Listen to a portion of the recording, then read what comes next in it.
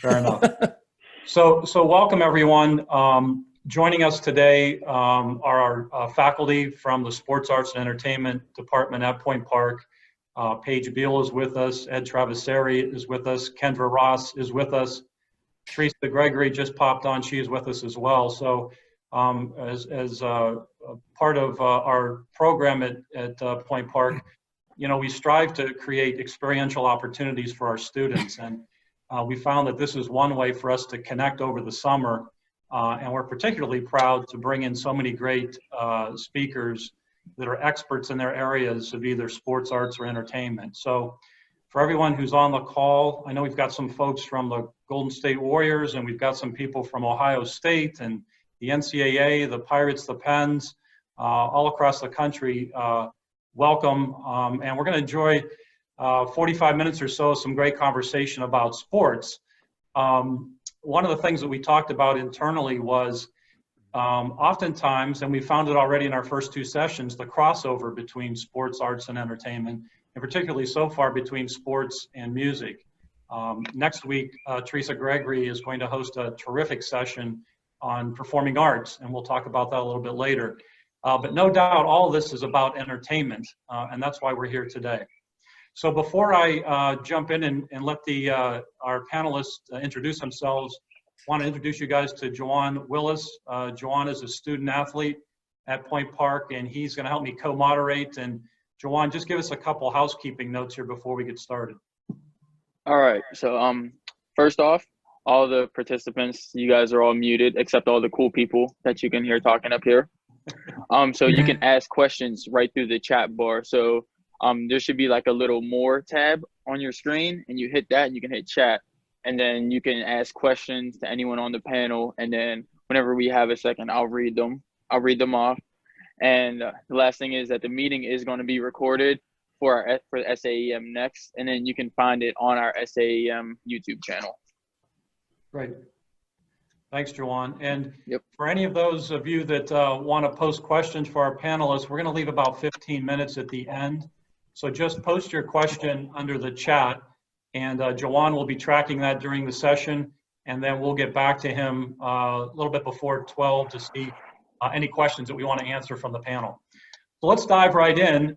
Again, so happy that the panelists are joining us today. I know everyone's busy and in different stages of what's going on during these times.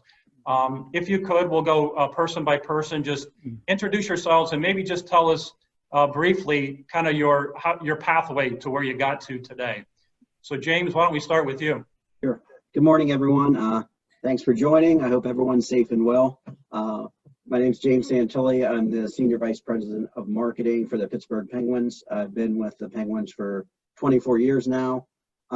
Did both my undergraduate and MBA at Duquesne University, and got my first big break when Mr. Bob Derda hired me at a sports marketing firm many years ago. From that, I got my foot in the door at the Penguins and was actually the director of inside ticket sales. And then from there, worked my way up through ticketing and then moved into marketing to where I am today. Okay, thanks, James. Steve Swetoha. Hey, good morning, everybody. Steve Swetoha, Pittsburgh, born and raised. Undergrad, Robert Morris University, graduate work from Duquesne University. Started my career as James did with the Penguins as an intern. Full-time opportunity. Was there early on for the first 2 Stanley Cups. Spent 10 seasons there. So started in ticket sales, and now I'm responsible for running a team for the Hornets. So have worked in the NFL, the NHL, the WNBA, NBA, and ACC, the ACC conference. So Bob, thanks for inviting me. Absolutely. Steve, so glad you could join us. Jared Kramer. Good morning. Thanks, Bob. Yeah, actually born and raised Pittsburgh as well. Another Duquesne University grad. Also got my start with Mr. Bob Derda, actually at the Pittsburgh Riverhounds when they were first starting up minor league soccer team.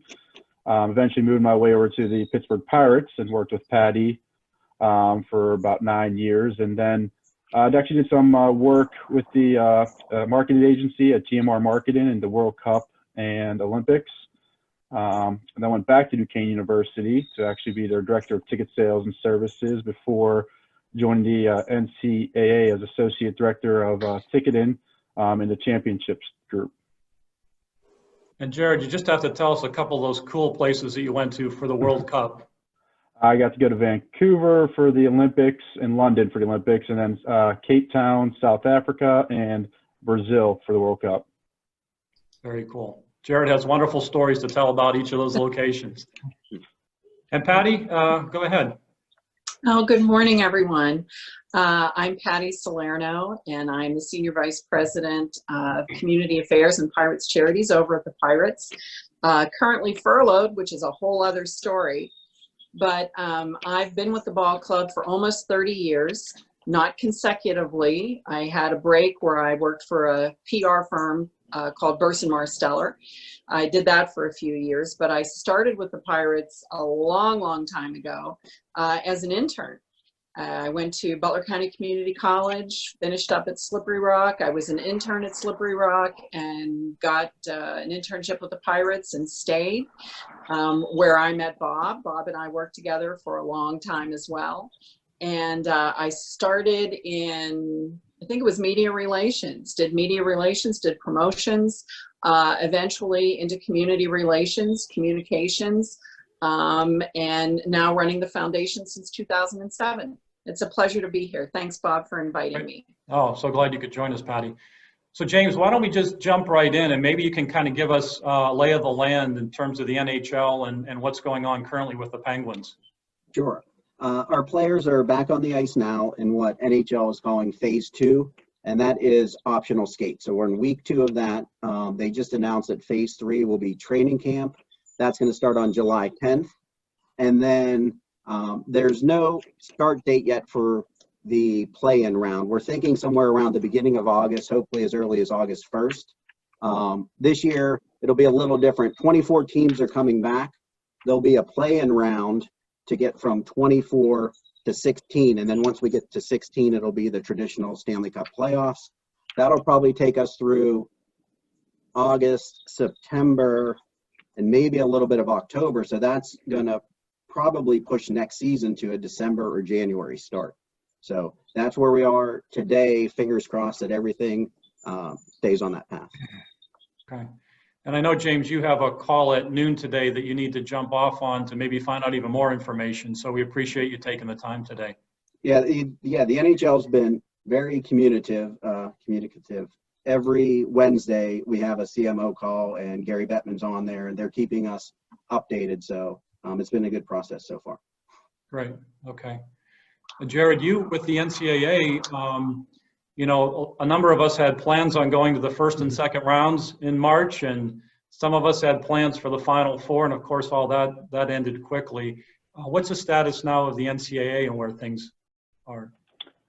Well, again, in our group, it's a little different. We are the championships department, so, you know, we have a little bit of time. Hopefully everything will still be on come to our fall championships.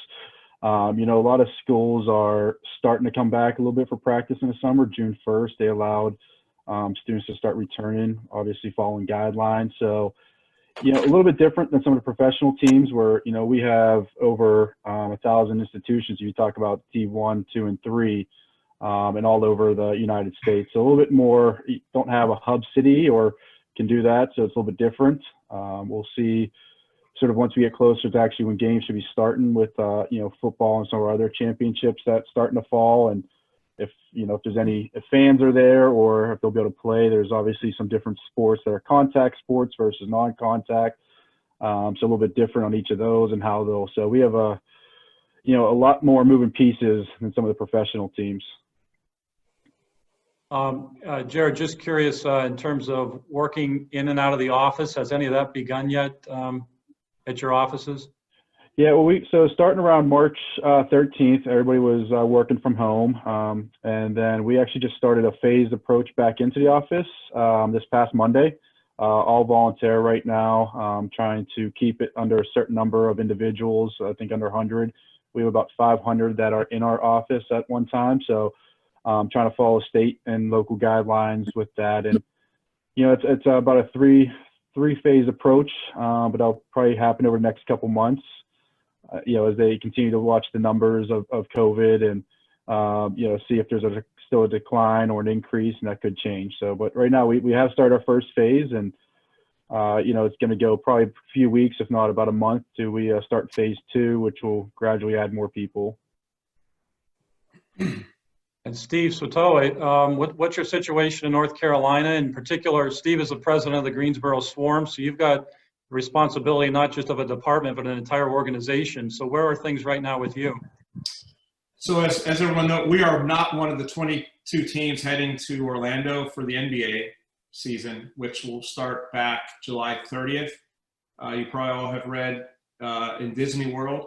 Our league was shut down for a period, and we came out 2 weeks ago saying that the G League was canceled for the 19-20 season. Similar to the NHL with James, with the Penguins, it looks like the NBA will start back on or around 12/1. However, that's assuming that the collective bargaining agreement has been agreed to based on when that start time will be, knowing that the NBA season will go well into October of this year, similar to the NHL. So that means that we could be opening up a holiday Christmas Day games that the NBA has been talking about over the last couple of years from a TV ratings perspective. So very challenging. Our NBA players were in Charlotte up until the day that we heard that we're not part of the 22 teams going to Orlando. So those players have either disbanded and went back home, or they're still in Charlotte. The next phase for us will be what will happen to the 8 NBA teams not making Orlando, and will that be a different summer league for us, knowing that our players will be out of practice or play for 7, 8, 9 months. Steve, I'm one of those geeks that watches summer league games. I know Jared does the same. So we really missed that this summer. And that has been canceled as well officially. So what you're suggesting is that there might be some kind of secondary one with the teams that are not going to be participating in the season. One of the options that has been discussed, and that could change as well based on, I know we'll talk in a bit about what capacity may look like, but yes, very fluid, and it seems like it changes every minute of every day. Yeah, I'm sure it does. And Steve, just one more question on that. In terms of your office place, you talked to us yesterday about cycling people through the office. How does that look? So right now, we do not plan to go back into the office until September 1st. We will have a purple and teal team, purple Monday, Tuesday, teal Wednesday, Thursday. I'm on the teal team, so I can't go in on the purple team for various reasons, cleaning, sanitizing, minimizing traffic, tracking, and then Fridays we'll be working from home. So, as James and I were alluding to yesterday, who would have thought that the sports industry would be working from home successfully over the last 3 or 4 months, if not longer. So it brings back a great opportunity for people to be more flexible. It helps our employees to become more flexible with working from home than being in the office. So it'll be interesting moving forward. Yeah. And I want all of our Point Park students to listen closely to some of the comments here. At the very end, I'm gonna ask each of the participants or the panelists to kind of give some advice, but I think already we're hearing some things about the workplace changing, and that might require some different skill sets than we've used in the past. And for us as faculty to react to that, make sure that our students have the soft skills and the technical skills to be able to be competitive in the workplace. And Patty, baseball, an outdoor sport as opposed to other panelists, but still a question as to whether the season will move forward. What's the status there as far as you know?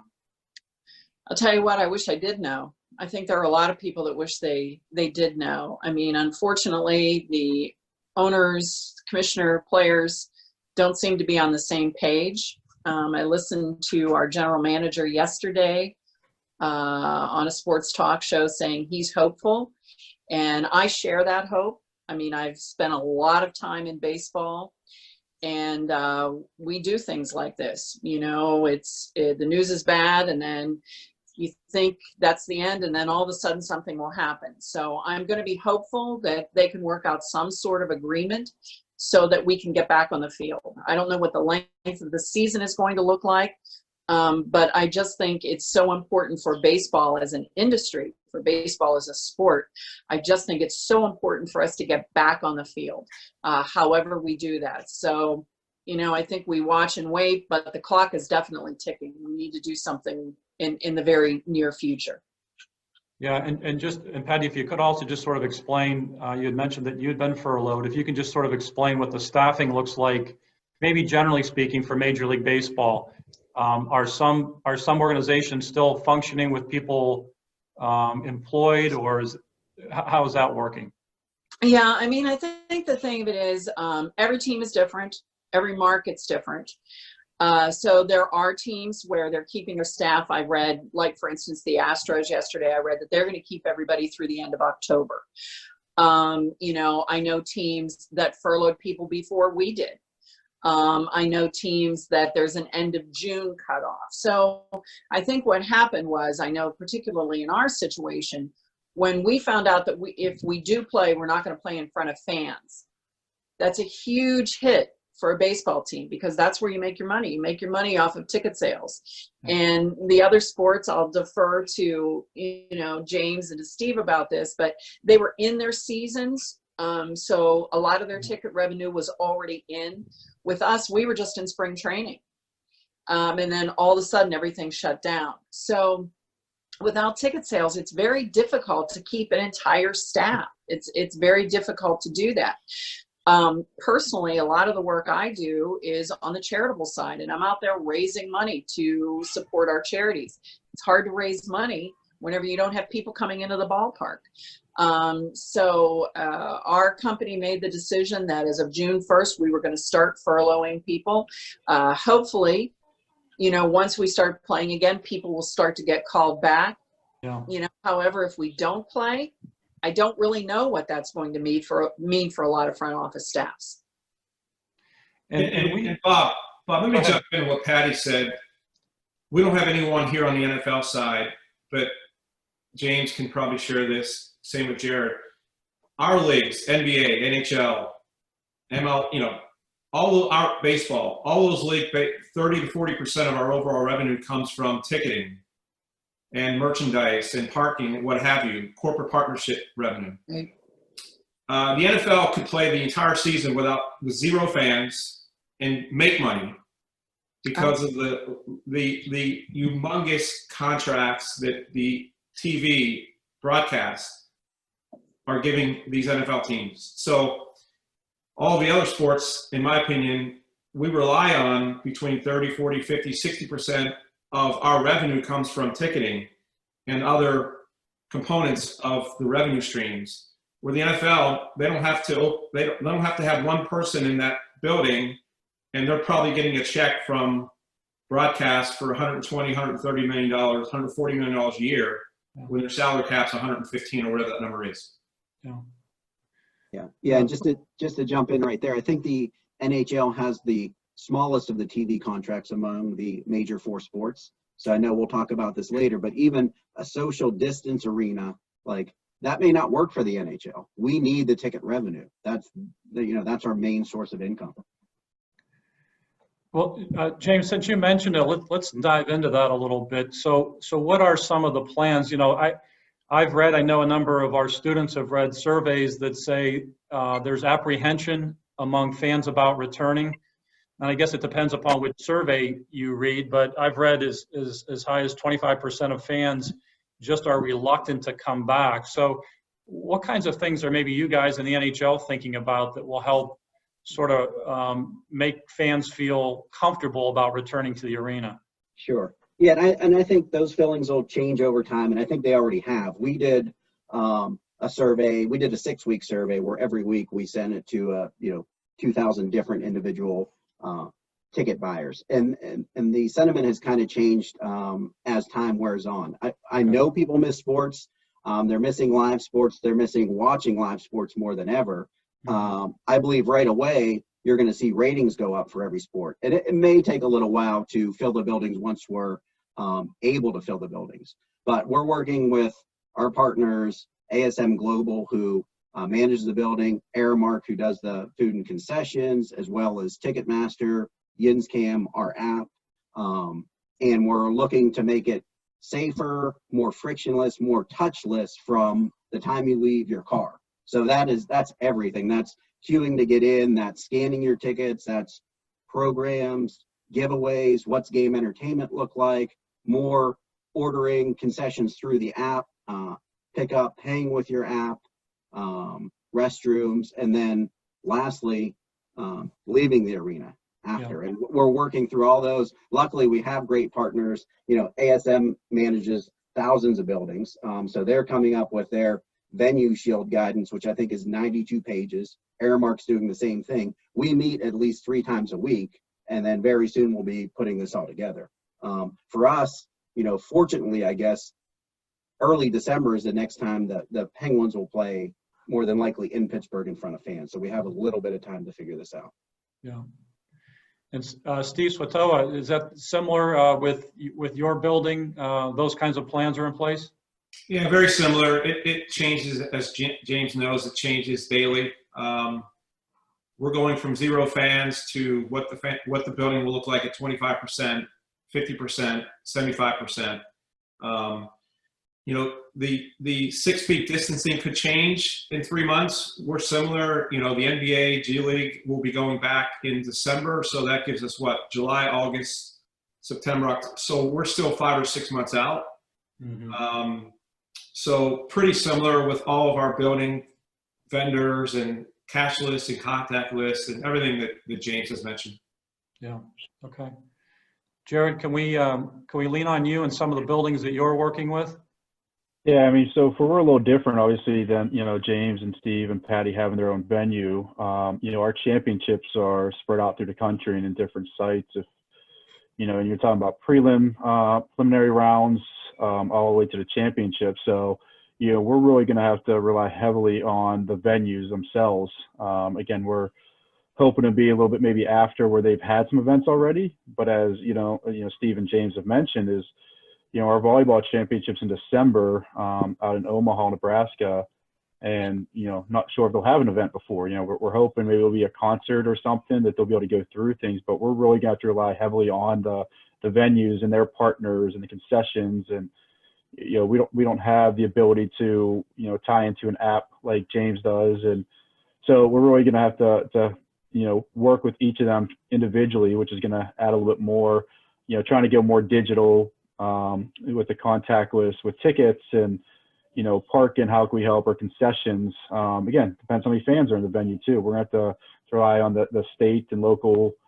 guidelines of, you know, do we distance? Some might be different depending on where they are at that time. So, you know, that's really going to take into a factor of what the venue's already done, what they're planning, you know, their partners that we can work with as well throughout the process.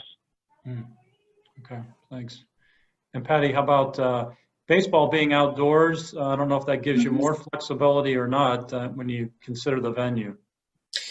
Well, I mean, I think as everybody's been talking about, you have to think about, it's not just about sitting in the stands. You know, it's about people getting into the building, people moving around the building, people exiting the building. Mm-hmm. I know that right before I left, the big focus was, how are we going to accommodate our players? How are we going to accommodate media? Are we going to accommodate media? Where are broadcasters going to be?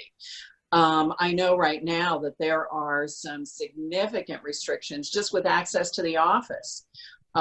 We don't have a purple and a teal team, but I know that there's definitely a small staff that's coming in on a daily basis. I mean, the parking has been moved. There's no parking underneath the building. They've moved to the open air lots. So, you know, it's a big building.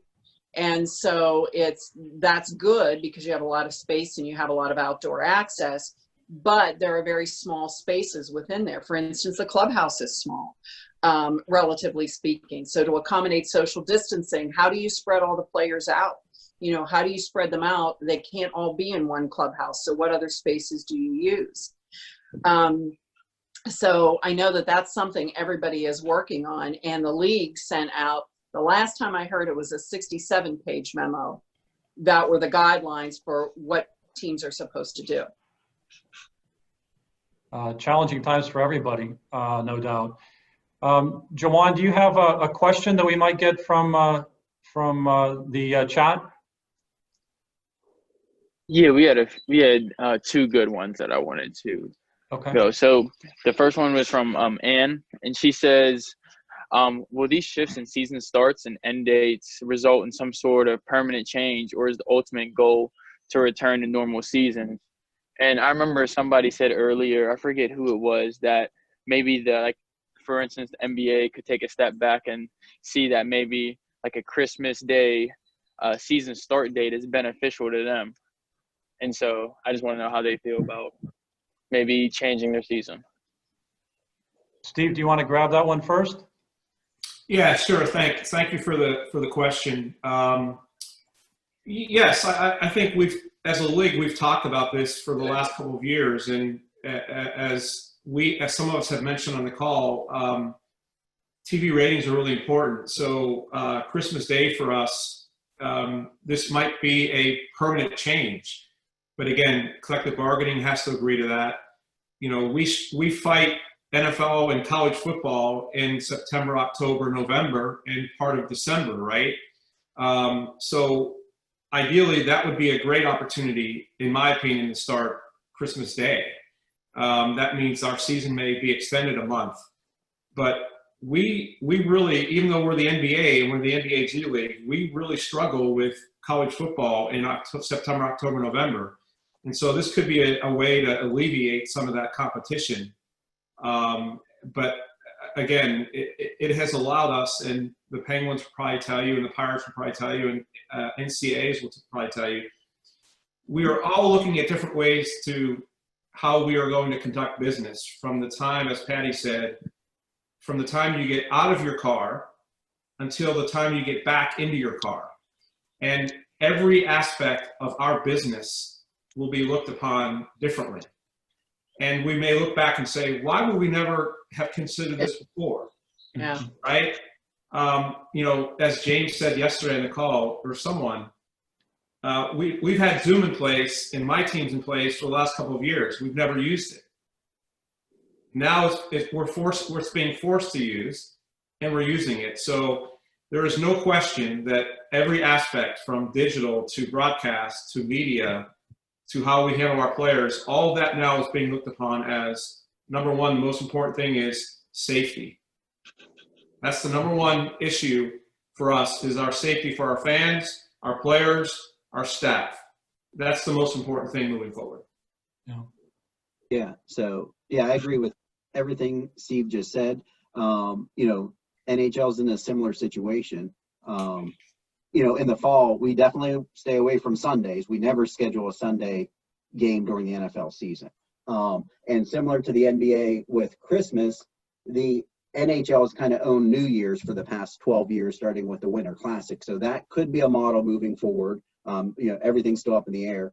But to get back to a regular season schedule, that training camp starts in September and regular season games start in October, that would mean there'd have to be a shortened season at some point. And again, then you get into collective bargaining. So I think everything's still on the table. Yeah. This doesn't affect you so much, does it, Jared, because of the seasonality of college athletics? Yeah, I mean, it's a little bit different because obviously ours is around the academics, and when schools are open, you know, you can't really change too much, you know, coming or going, because you have to open up the campuses early, which again creates some difficulties. And so I don't see college athletics changing too much from this.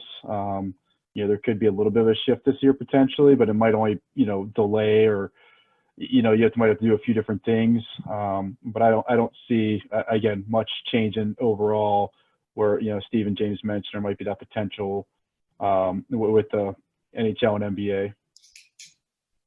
And Patty, for years, people have talked about shortening the baseball season anyway. I know. So is this a reason to maybe rethink that, or is that just a stretch? I don't know, could be. I mean, like you said, people have been talking for a long time. Baseball just goes too long. So, you know, I think this could be an opportunity. And I think if we could all try to look at this as an opportunity, you know, rather than, I mean, it's challenging, but these are all great opportunities. It really is an opportunity to look completely differently at our business. So whether the length of the season will change, I don't know about that. But again, how we do business is going to change. It is changing. And I think that's a wonderful opportunity for the students, because it's all about technology now. It is all, you know, we've all been talking about TV ratings. I know on my staff, I said, how many of you actually have television, traditional television, where, you know, you're carrying AT&T Sportsnet? Yeah. Very few of them do. So, okay, so how are we going to reach you? How are we going to get you interested in our sport? Mm-hmm. So again, with social media and technology, it's a great opportunity for young people. It really is to become an integral part of the sport moving forward. Yeah. And I'm just kind of curious, in particular with those of you with teams, how you're engaging fans differently now than you did a couple of months ago. So, James, could you speak on that? Sure. Yeah, two main ways for us. It's social media and it's re-airing broadcasts on AT&T SM. So we knew that people were missing Penguins content. So we have an unbelievable social media team. We just, you know, basically switched to, let's find out what our players are doing. Our players did a lot of great PSAs to stay safe. They were doing great things in the community. They were also doing a bunch of fun things at home, either with the dogs, working out. So we shared all that. And then working with our partners at AT&T, we came up with a plan very quickly, I think within a week, to start re-airing things. We started with our documentary, our 50-year documentary that we produced, and we did a worldwide watch party. So AT&T, NHL Network, and YouTube at the same time. So we launched our re-airs with that, gave the history of the team, and then went through our 5 Stanley Cup wins every Monday and Wednesday. And then that got us 10 weeks, which just ended like a week ago. So it was perfect timing. So a couple successes there. In April of this year, we had more interaction on social than we did last April when we had regular season and playoff games. So that shows you that people miss sports and they love player content. You know, fans want to know about the players. They want to know about them, what their helmet's off and what their personal life is like. So that worked for us. And then we just know that Pittsburgh is a great sports town. So at one point, AT&T Pittsburgh had 4 out of the top 5 re-airs in the whole country.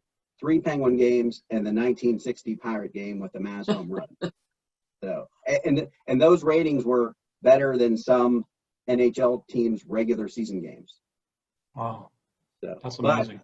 But we did see, you know, in the past like 3 or 4 weeks, we saw the ratings tail off because I think people are they're tired of re-airs. They want sports to return, and I think that's a good sign. Yeah. Steve, how about you? Ways to connect with your fans that you might be doing now that you would have never thought of before? Yeah, Bob, similar to James, from the social and player content, certainly Zoom and My Teams are other platforms for us.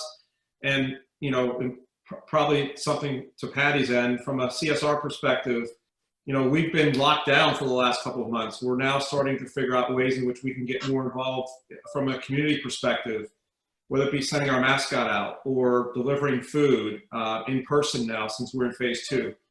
I think, you know, we host monthly season member events on Zoom.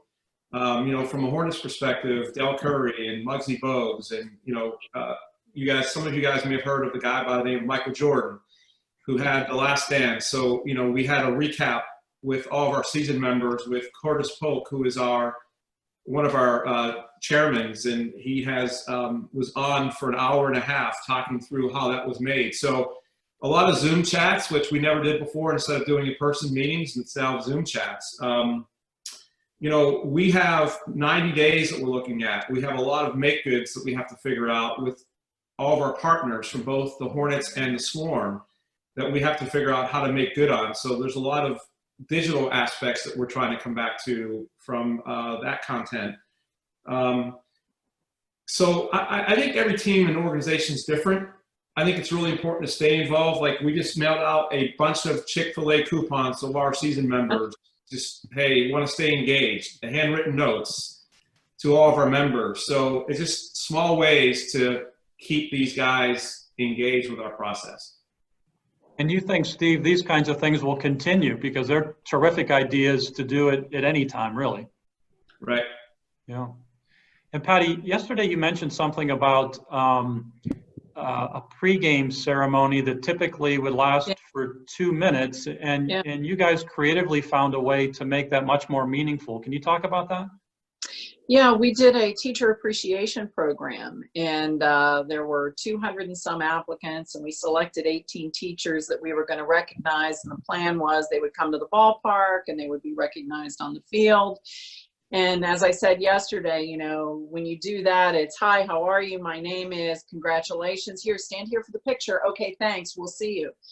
But what we did is we made these Zoom meetings where not only was it the teacher, but it was their family member. It was their colleagues at the school. It was their principal. It was several people from the Pirates organization, our team president. We had the parrot. And these turned into like a half-an-hour Zoom meeting where we actually got to know this teacher, and we could talk about what a great job he or she did. And people were crying. I mean, it was very meaningful. And I said on several of the calls, we can't forget this. We have to figure out how to way to incorporate this moving forward. And we did a similar thing with Donnie Kelly with our bench coach, who I believe is also a Point Park grad, right? Sure is. And Donnie was doing weekly Zoom meetings with Little League teams. Wow. And it was awesome. It was awesome hearing these kids talk with him and, you know, ask him things, and him giving advice, and the coaches. So those are the kind of personal touches that, even though we're not, which is kind of weird to say, even though we're not allowed to physically be together, we could do more personal things in the community via technology. And I hope we continue to do that in the future. Well, that's terrific. You know, in fact, for our students who are paying attention, I hope you can see that ideas get shared just like this. And I'm sure that James and Steve and Jared are all thinking about how they can do a teacher appreciation program now their own way. That ideas are shared across the industry, and that's what makes it so special to be a part of. Juwan, how about another question? Sure. All right. So let's do this one. So this is from Julia. She asked, what should young adults who are searching for immediate jobs in sports do during a time where there are no sports to cover and no jobs to hire them? And she pretty much said she feels like there's no end in sight with this, and she's just sitting at home waiting. Yeah. So generally speaking, maybe James, you could take that. Just generally speaking, whether it's a media position or whatever position, what should students be doing right now? Yeah. So on the media one, just because this is a real world example from the Penguins, when we were looking to add to our social media group, this was a few years ago. There was a person out there that had her own blog on hockey. She started her own blog, and she was a very good writer, very creative. So we actually reached out to her because we thought she would be a perfect fit for our brand. On top of that, any type of multimedia, especially now with social media, Photoshop, Illustrator, motion graphics, photography, anything you could be doing right now to better yourself or pick up a new skill set will benefit you, you know, in the future, because sports will return. We know that. Steve, what kinds of things can you suggest? You know, similar. I think, first of all, you're not alone. Mm-hmm. Everyone's in the same boat. Number two, there's a lot of opportunities that are opening up now. people have left jobs that may not be going back for whatever reason.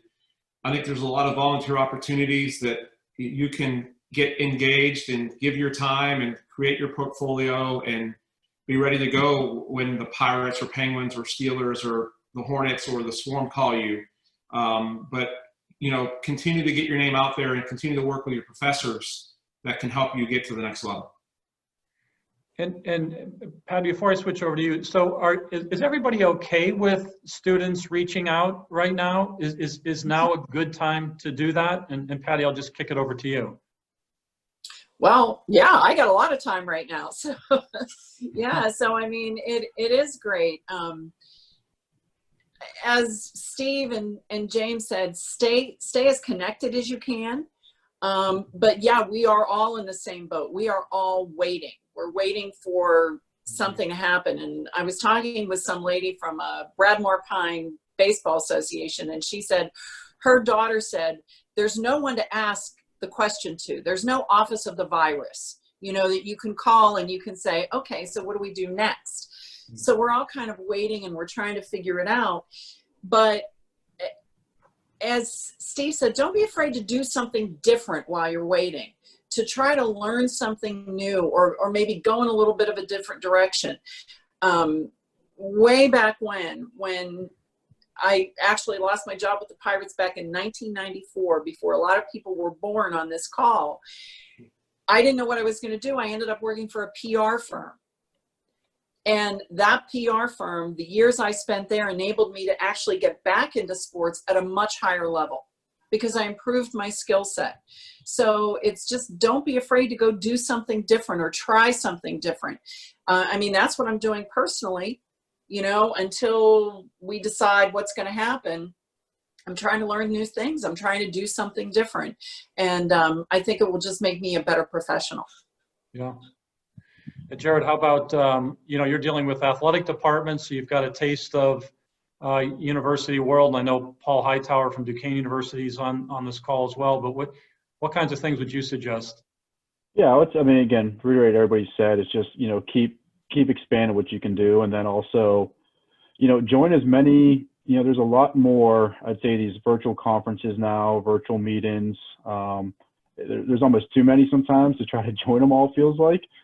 You know, but get as many as you can. And again, even though when we come back, even though we're all doing a lot of new things, you can bring a lot of other ideas out there, you know, technology wise, new ideas that we might not have thought of. Even in this time, we're all trying to reinvent what we're doing right now. So I think it's, you know, just continue to also, you know, contact your professors, contact your network as much as you can during these times, and stay in touch is going to be a key part of it, because they're going to know other things that come open as well. That's a great point. Thank you. Juwan, can we get one more question from you? Yep. So we have one for Jared, and it's from Jason. So he said, prior to canceling it, the NCAA was one of the first major organizations to announce that the basketball championships will be played to empty stadiums and arenas. Were you involved in those decisions, and did you have to weigh the financial implications due to the refunding of the ticket sales? You know, I don't think it's kind of ironic that when it all happened, actually our men's basketball committee was meeting at that time for Selection Sunday. And we actually presented them with the most up-to-date sales forecast. You know, it was partly taken into consideration, but again, more the safe and healthy was the bigger factor. So I don't think the financial part was really that big of a concern. Again, it was more the safe and healthy aspect. And, you know, I saw part of your other question. There was consideration of moving it out of Mercedes-Benz, though, if there was going to be without fans due to playing from the Mercedes-Benz down to maybe State Farm Arena right next door in Atlanta. So that was, you know, definitely under consideration as we looked at it when we started without the no fans in the venue, which again, the financial aspect of it wasn't going to be the biggest part of the decision. Thanks, Jared. I want to pull Ed Traversari into our discussion for a moment.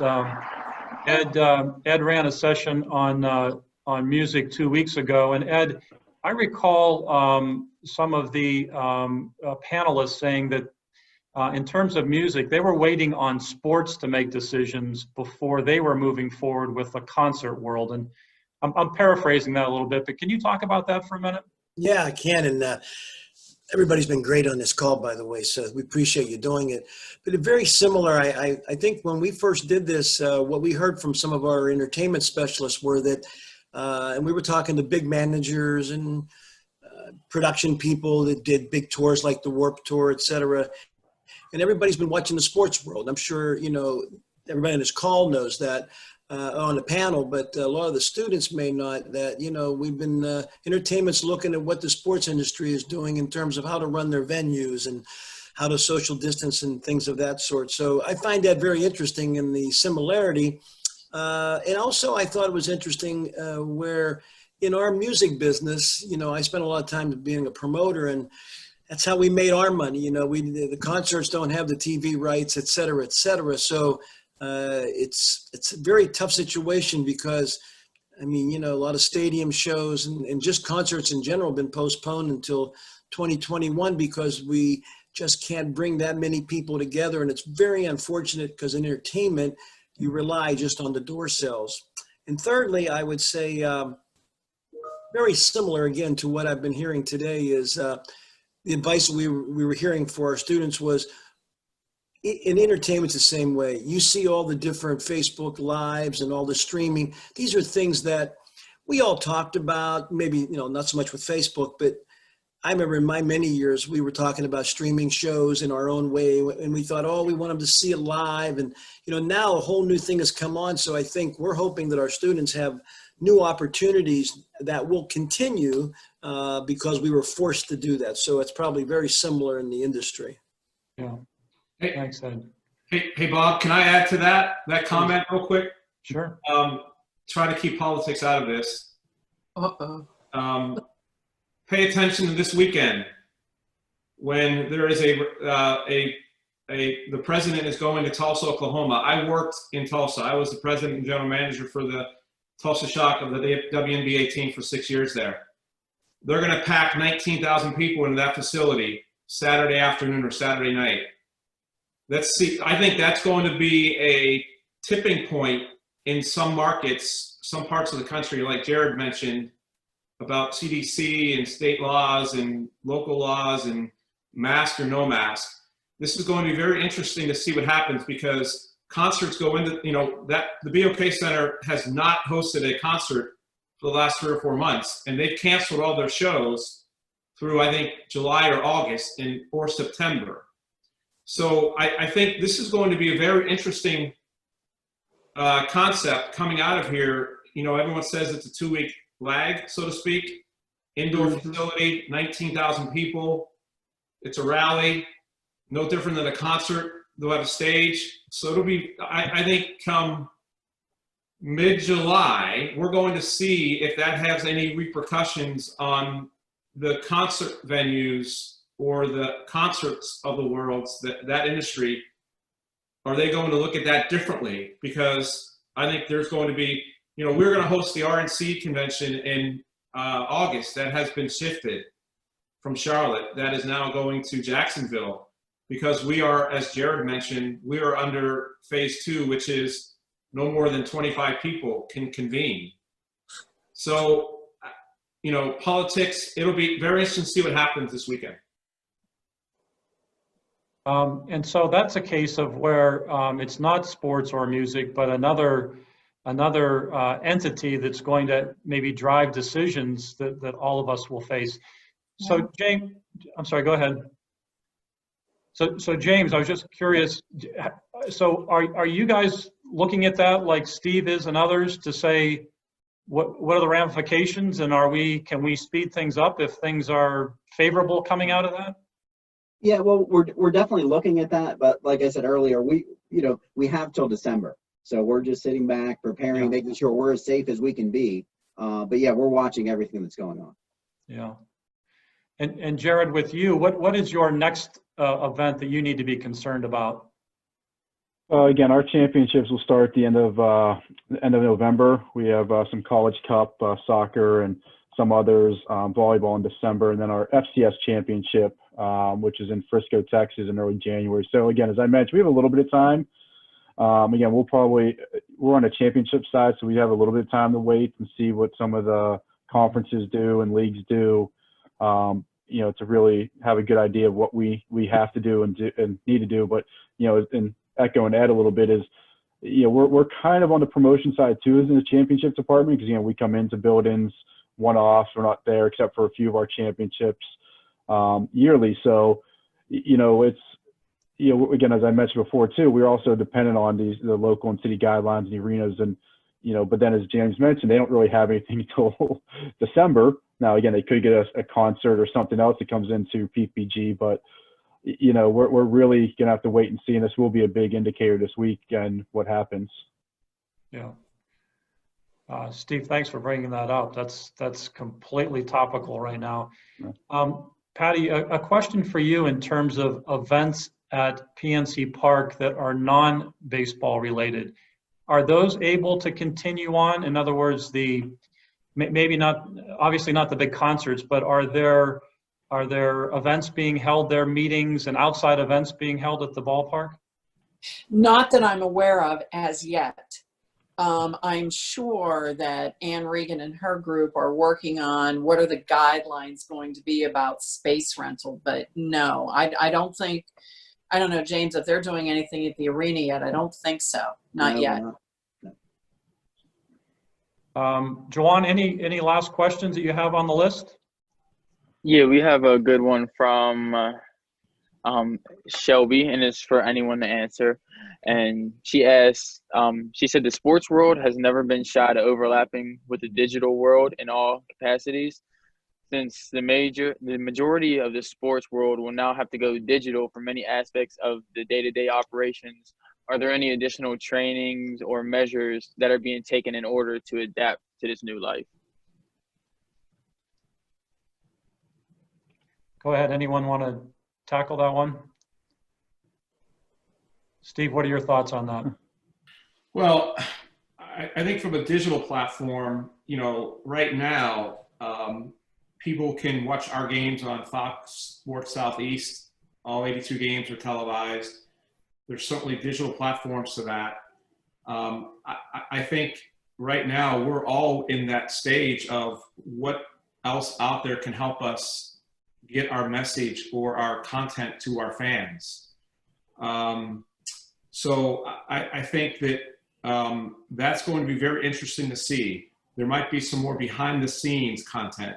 There might be some more pre-game and post-game, and how are you delivering that content outside of the existing traditional streams, right? James mentioned they have the Yinzers Cam and other things within that platform. It's going to be evolving for us. Like, we have 3 or 4 different opportunities on the table, and I think if this happens, this is what may work. If this happens, this may work. But I think people are claiming for content, and we just got to figure out a way to make sure that we can supply it based on the channels. Okay. Yeah. James, I any agree. thoughts there? Yeah, I agree. And, I think that this, pandemic in some ways opened up new job opportunities coming out, both in technology and more in data analytics. I know we're going to rely on both of those more than ever. We were lucky to have a great technology team in place, and we went from working in the office to working remotely seamlessly within 24 hours. There were some teams where it took them weeks, and they were just doing phone calls, and you can't run a business on phone calls, especially when you need video, you need social media. So, but I think there'll be many more jobs like that in the future.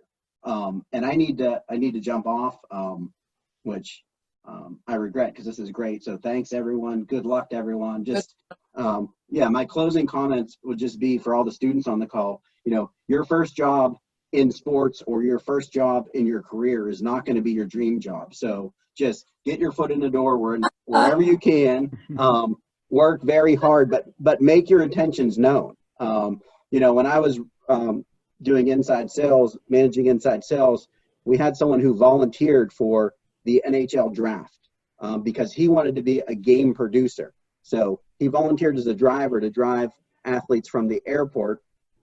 He found his way to me, told me what his intentions were, and I said, well, I manage inside sales. If you want to come and telemarket for ticket sales, you're more than welcome. He came and did that, excelled at that until there was a job opening in game entertainment, started at the bottom there, worked up to be number 2, and then went to the Washington Capitals to run their game entertainment for years. And that was that's just one path. So know what you want to do, get your foot in the door, work very hard, but, you know, make your intentions known. Great advice, James. Right. Thank you. So, Thank you for your everyone. participation. Yeah. We Bye, appreciate it. James. Good luck. All right. Hi, Thanks. James. Jared, how about some final advice for students on a pathway? Yeah, again, as I think James mentioned, is get your foot in the door, work hard, but it's, you know, try to find what is, you know, you might know what you want to do, but, you know, I started out, as I said, with Bob in minor league soccer, and I did pretty much everything from setting up the field, the ticket sales, the ticket operations, I had my own sponsorships that I got to sell. And you got to see what you really wanted to do. So I always say it's, if you can get your foot in and try to do as many jobs as you can to see what you really enjoy, it's really going to help you go far. And then just start your networking as soon as possible, because again, that's how I've gotten everywhere. You know, from Bob to others, as Jason mentioned, you know, you still talk to all these individuals today, and it helps even later in your career as you're looking forward to it. And, you know, one thing I'll mention at the NCAA is we have a great postgraduate internship program that take a look at. I know they actually just started this week. And it's a year-long program that's been very beneficial. I know a lot of people have gone on to other great opportunities from there. So just take a look at it. I think it's like, you know, it comes out, usually starts towards the end of the year, where they'll start the interview process, and they get a ton of applicants. So it's, I believe there was actually a Point Park individual on it a few years ago. So. Okay. We appreciate that. Thank you, Jared. Steve, how about some final comments, advice for students? Everything that James and Jared has said, I think internships are really important, really incredibly important, whether it be a sophomore, junior, senior year. Number 2, be willing to work hard, be willing to be prepared, be willing to be able to communicate. Listen, the students today are different than the students that myself and Patty and Bob and others went a few years ago. Nothing is going to be given to you. You have to go in and have an attitude that has to be refreshing, that has to be willing to make the commitment, willing to make that sacrifice, utilize your network. Don't be afraid to be comfortable about being uncomfortable. And I think it's just coming in and being sincere and asking questions. Don't come across as you know it all. I've got this, I've done that. I think it's going to be easy. This is going to be tougher for you. Just be yourself, be genuine, and what you put into it is what you're going to get out of it. That's great, Steve. We like to say that we want to show some grit as we pursue our opportunities down the road. And so well said. Patty, any final thoughts for students? Just to pursue what it is that you want to do, but be open. Be open to, because I don't think any of our career paths are exactly the way we thought they were going to be. It didn't go the way we planned. So be open to what comes next. There is value to it. You can learn something from it. Stay connected with as many people as you can. And I guess I just go back to be open to what's out there, because there are a lot of opportunities within sports. It's not just in a specific department. You know, like I speak from the community world. If you have that passion for doing good in the world, more and more teams, community relations, corporate social responsibility is becoming more and more important. So sports is a great avenue for you to be a part of that space. So again, just be open to what's out there. Thank you. That's great advice. And to all of our panelists, Jared, Steve, and Patty, thank you again for taking the time to be with us. I know that each and every one of you, if students have questions beyond this, you'll respond to them. And over the past, you've been great supporters of our sports, arts, and entertainment program at Point Park, and can't thank you enough. So thanks for joining us. We give you a big virtual hand for today. Thanks. Just wanted to remind everybody that our SAEM Next program next week is on the topic of performing arts. Professor Teresa Gregory has an amazing panel to talk about that business. And for all of you that are on this call today, please join us next week. You're going to see similarities between what we're talking about today, what Jason talked about last week, what Ed talked about the week before. We're all in the entertainment business trying to figure this thing out. And Teresa's got a heck of a panel ready to go to talk about that. So please stay tuned for that. Thank you to my co-moderator, Juwan. Thank you for your help along the way. Juwan is a student athlete at Point Park and will soon be graduating, and he should be hired by somebody on this call, I'm just saying. And finally, everyone that's on the call, you're free to leave. However, I'd like to ask the Point Park students to stick around if you want, just to chat with us for a little bit. If any of the panelists want to stick around for a couple of minutes, feel free. If you can't, that's understandable too. But we just want to have a short discussion with our SAEM students now. So thank you, everybody. Appreciate your time. Thank you. Have a great summer. Thank you. Thanks, Bob. Thanks. Thank Thanks, you. Bob.